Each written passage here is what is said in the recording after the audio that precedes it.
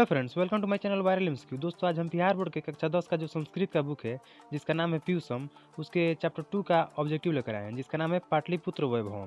तो दोस्तों, इस लेसन का ऑब्जेक्टिव स्टार्ट करने से पहले देखते हैं इस लेसन के बारे में कुछ बेसिक चीज़ें। तो दोस्तों, इस लेसन में बताया गया है कि बिहार राज्य का राजधानी पटना यह सभी कालों से अपना महत्व धारण किया हुआ है। इतिहास में इसका बहुत बड़ा योगदान है। यह धार्मिक क्षेत्र से, राजनीतिक क्षेत्र से, उद्योग क्षेत्र से इसका काफ़ी महत्वपूर्ण योगदान रहा है। दोस्तों, बहुत सारे विदेशी यात्री हैं जिन्होंने पटना का वर्णन अपने अपने ग्रंथों में किया है, जैसे हैं कि मेगास्थनीज, फाहियान, हेनसंग इत्यादि। दोस्तों, इस पार्ट में हम पटना के बारे में चर्चा करने वाले हैं। तो चलिए दोस्तों, स्टार्ट करते हैं पहले ऑब्जेक्टिव क्वेश्चन से। पहला ऑब्जेक्टिव क्वेश्चन है कि पाटलिपुत्र वैभवम पाठे कस्य नगरस्य वर्णनम अस्ति, अर्थात पाटलिपुत्र पाठ में किस नगर का वर्णन किया गया है। इसमें किया गया है पाटलिपुत्र से, मतलब पाटलिपुत्र का। तो ऑप्शन डी बिल्कुल सही होगा। क्वेश्चन नंबर 2 देखते हैं। क्वेश्चन नंबर 2 कहता है कि बुध काले पाटलिपुत्रस्य नगरस्य नाम किम, अर्थात बुध के समय में पाटलिपुत्र का नाम क्या था। तो दोस्तों, इसका नाम था पाटलीग्राम। तो ऑप्शन सी बिल्कुल सही है। क्वेश्चन नंबर 3 देखते हैं। क्वेश्चन नंबर 3 कहता है कि गांधी सेतु कुत्र अस्ति, अर्थात गांधी सेतु कहाँ है। तो यह है पाटलिपुत्र नगरे, अर्थात पटना में। तो क्वेश्चन नंबर 4 देखते हैं। क्वेश्चन नंबर 4 कहता है कि नगरस्य पालिका देवी का अस्ति, नगर की पालिका देवी कौन है। तो यह है पटन देवी। ऑप्शन ए बिल्कुल सही है। अगला क्वेश्चन है कि कुटनीम काव्यस्य रचनाकारक क, अर्थात कुटनीम काव्य के रचनाकार कौन है। तो है दामोदर गुप्त। ऑप्शन बी बिल्कुल सही है। अगला क्वेश्चन है कि कस्य महापुरुषस्य जन्म स्थानम पाटलिपुत्रे अस्ति, इसका हिंदी अनुवाद है कि किस महापुरुष का जन्म स्थान पाटलिपुत्र है। तो है गुरु गोविंद सिंह का। तो ऑप्शन डी बिल्कुल सही है। अगला क्वेश्चन है कि कस्य राजधानी नगरम पाटलिपुत्रम अस्ति, अर्थात किसका राजधानी पाटलिपुत्र में है। तो है बिहार प्रदेशस्य, अर्थात बिहार प्रदेश का। तो ऑप्शन है बिल्कुल सही होगा। क्वेश्चन 8 देखते हैं। क्वेश्चन 8 कहता है कि काव्य मीमांसा नामक ग्रंथ क अलिखत, अर्थात काव्य मीमांसा नामक ग्रंथ किसने लिखा है। तो वो लिखे हैं राजशेखर, अर्थात राजशेखर। ऑप्शन है बिल्कुल सही होगा। क्वेश्चन नंबर 9 है कि राज्ञ अशोकस्य समय अस्य नगरस्य वैभवम कीदृशम आसीत्, अर्थात राजा अशोक के समय इस नगर का वैभव कैसा था। तो बहुत समृद्ध था।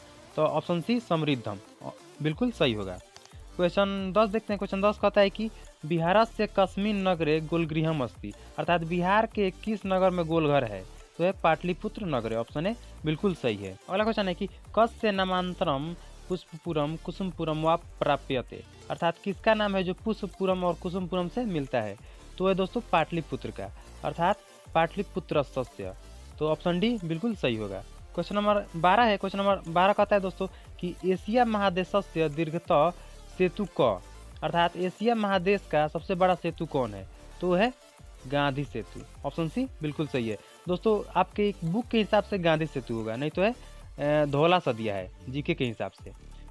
क्वेश्चन 13 है कि कस्य काले पाटलिपुत्र से रक्षा व्यवस्था संपन्नम आसीत्, अर्थात किसके समय में पाटलिपुत्र का रक्षा व्यवस्था संपन्न था। तो था चंद्रगुप्त मौर्य से, अर्थात चंद्रगुप्त मौर्य के समय में। ऑप्शन बी बिल्कुल सही होगा। क्वेश्चन 14 देखते हैं। क्वेश्चन 14 है दोस्तों कि पाटलिपुत्रम कस्या तटे आसीत्, अर्थात पाटलिपुत्र किसके किनारे स्थित है। तो है गंगाया, मतलब गंगा माता के। ऑप्शन ए बिल्कुल सही है।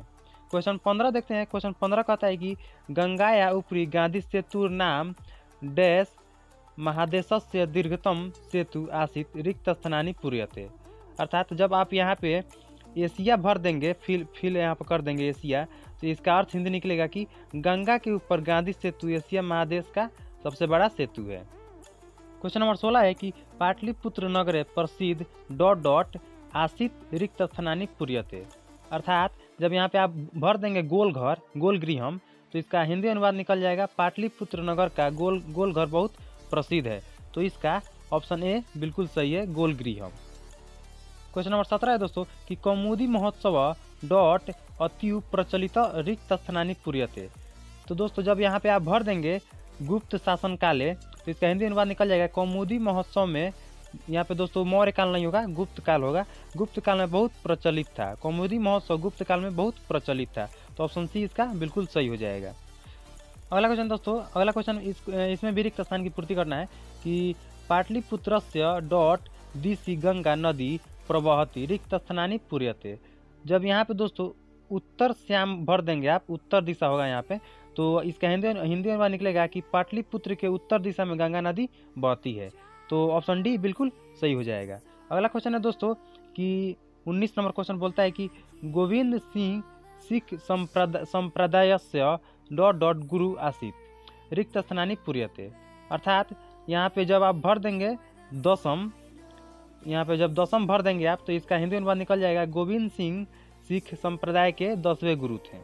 तो इसका ऑप्शन ए बिल्कुल सही हो जाएगा। चलिए दोस्तों देखते हैं इस लेसन का कुछ हिंदी क्वेश्चन जो हिंदी में भी पूछा जाता है। तो क्वेश्चन नंबर 20 है कि यूनान का राजदूत कौन था? तो वो था मेगास्थनीज। दोस्तों ये चंद्रगुप्त मौर्य के शासनकाल में आया था। तो क्वेश्चन नंबर 21 है, क्वेश्चन नंबर 21 कहता है कि महावीर मंदिर कहाँ स्थित है? तो यह है पटना में। क्वेश्चन नंबर 22 है, क्वेश्चन नंबर 22 कहता है कि चंद्रगुप्त मौर्य किस वंश के संस्थापक थे? तो वो थे मौर्य वंश के। क्वेश्चन नंबर 23 देखते हैं, क्वेश्चन नंबर 23 कहता है कि पाटलिपुत्र का इतिहास कितना वर्ष पुराना है? तो यह 2000 वर्ष।